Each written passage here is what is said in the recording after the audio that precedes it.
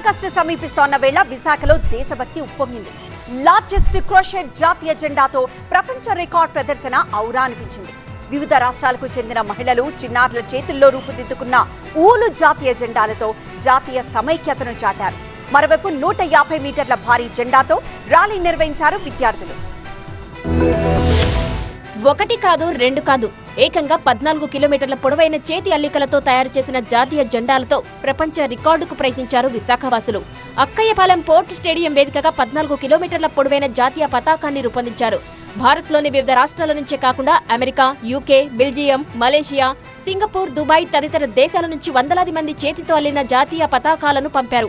వీటితో largest crochet bunting కార్యక్రమం నిర్వహించారు. మహిళా మనోవికాస్ ఆధ్వర్యంలో ప్రాజెక్టు తిరంగా పేరుతో చేపట్టిన ఈ కార్యక్రమం ఒక నూతన శక్తిని ప్రదర్శించింది. మహిళలు, చిన్నారులు ప్రత్యేకంగా తయారు చేసిన 40,000కు పైగా జాతీయ పతాకాలను ఒక పద్ధతి ప్రకారం స్టేడియంలో వేలాడదీశారు. 14 వరుసల చొప్పున స్టేడియం చుట్టూ ఉన్న ఇనుప స్తంభాలకు వీటిని కట్టారు.